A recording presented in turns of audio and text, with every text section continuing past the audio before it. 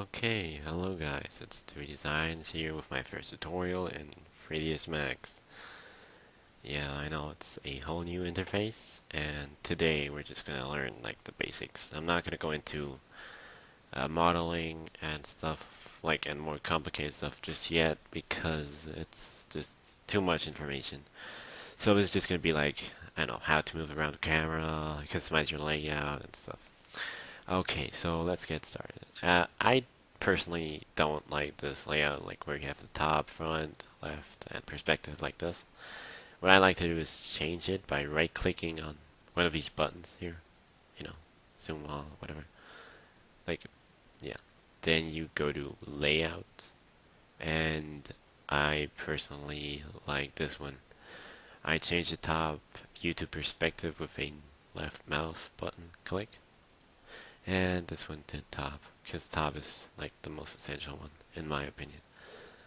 Okay, now to make the screen go big, like this, you press Alt and W, or Alt W. I don't know how you guys say it, but I say Alt W. Okay, so now we're here in our grid, gray, theme thing. So yeah, now to move around, you hold the middle mouse button, or you can go on these buttons down here. Yeah, I I don't know. There you go. Okay,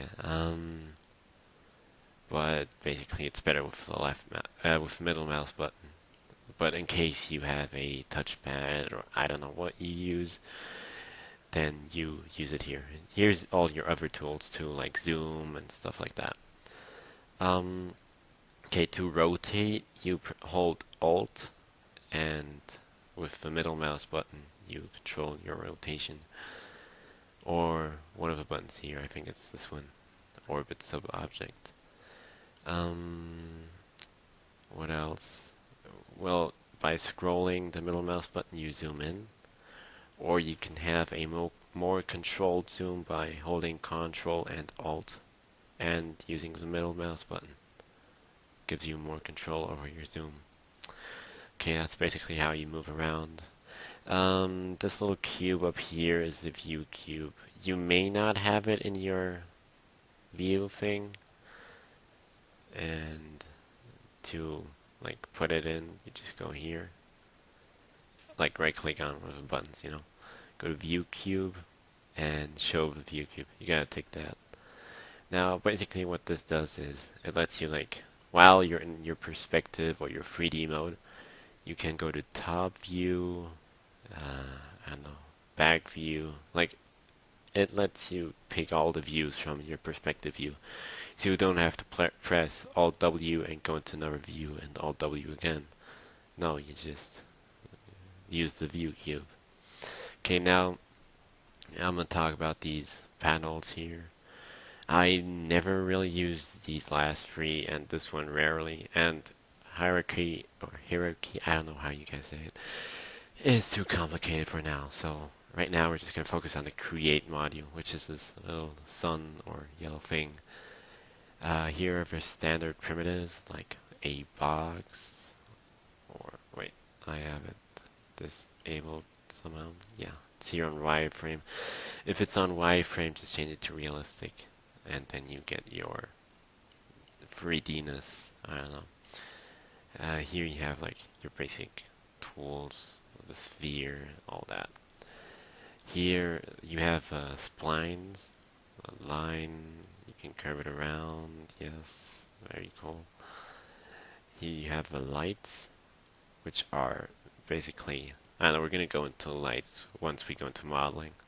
Like once we finish our first model, I will show you how to light and texture your model. And these last three are systems and like gravity and stuff like that. And these are the cameras, but we're not going to use them unless we're going to animate someday, some time of the year. Okay, so now there's this little trick here or option, which when you press on a object, you can take or untake auto grid. What it does is it lets you create one object on top of another. See? You can basically like create just one and then two that creates them on the spot you want to. Like, I can create one here. Okay, that's auto grid. It's very important, especially for modeling. Now, I guess I could show you the basic tools for modeling. So, if you want to model, you just you have your basic object. Oh, and what I forgot before we go into modeling is this blue tab. It's modifiers. It's like that small tab you get when you create an object in Cinema 4D. It's like basically the same thing. You can adjust the length, the width, and the height. Your segments, it's all the same really. Nothing special. Okay, and here in the modifier list you have like your effectors, or like it's the effectors in 3ds Max basically. If you come from Cinema 4D, if you don't, it's basically effects. Like for example, a turbo smooth. It's like a hypernerves. It smoothens out the object. Okay, so now to model I have 3 different options. Well, 4 actually. Well, I've never tried the last 2.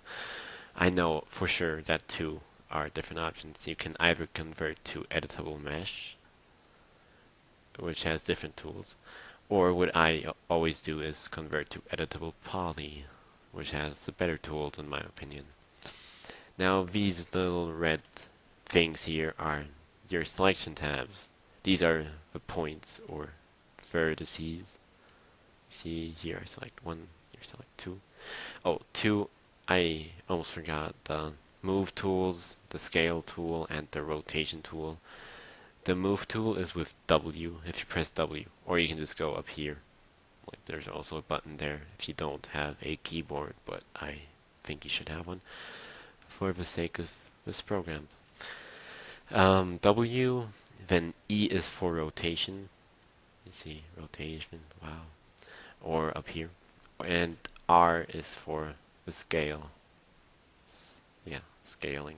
Wow, amazing. Now, with the A button, or with this button, you can toggle your uniform rotation. Like, it now rotates by... Okay, you can't really rotate that, wait. It now rotates by exact measures, if I don't know, like 5, 10, 15, 20, 25, etc. Okay, so these are your selections right here. Vertices. Oh, and one more thing. With Q, you get the selection tool. It's like the thing you paint with, I don't know, in your Cinema 4D. Now, here you have your different types of selection modes. You have this rectangular selection mode. You have weird spline selection mode. The very weird, which I don't understand, like drawing selection tool. And your spray can selection tool, which is like the one in Cinema 4D, basically. And my personal favorite is the box or rectangular one, because you have more control, my opinion. Okay, so now, again, to the selection things here. These are vertices, or like dots or edges, points. These are, yeah, it's just 1 point. That's why it's like first. Then the edge is 2 points. It's like a edge, a line, whatever you want to call it. And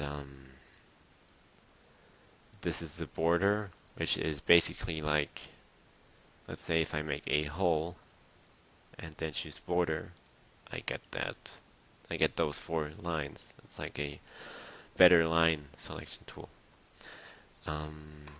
Now the 4th is polygon, which is like 4 vertices together, which form like a face. And the last one is element, which selects like the whole object. Okay, I guess that the option you use most is polygon editing. Yeah, That's the one I use most, so yeah. Here are the basic tools. Like, oh, to select multiple faces, you hold Control and just click around. If you hold Shift, it selects like a loop selection, if you know what I mean. And with Alt, you can deselect faces. Okay, so let's select these parts.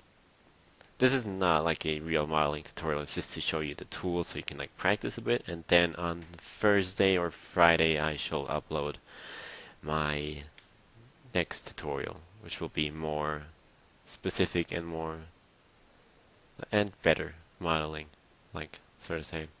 Okay, here you have the tools. You got extrude, it's basically the same as in Cinema 4D. You've got the inset, which is like extrude inner. Yeah. You got the bevel, which is like it doesn't extrude and then it scales it. Also kind of like in Cinema 4D. These other ones we will learn like in our more or specific modeling tutorial. So yeah, it's just about like basically you can do anything just by using those three tools. You don't really need anything else. Um, yeah, extrusions, etc. Pretty easy, pretty basic. Okay, you got a basic shape. I don't know, a cube, a weird cube.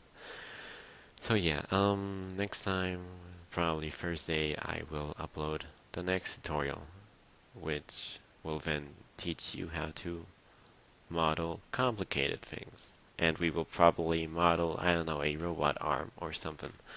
So it will be a rather long tutorial. Or I don't know, a customized sphere. I have no idea. I gotta think about that. So yeah, thank you. This has been my first tutorial. If I need to improve on anything, tell me. I'll be glad to improve. I'm happy about feedback. If you dislike this video, please tell me why, because I really don't like useless disliking. Like, it's not that I care, but I can improve if you don't tell me how. And yeah, this has been my first tutorial. Thank you for watching. Bye bye.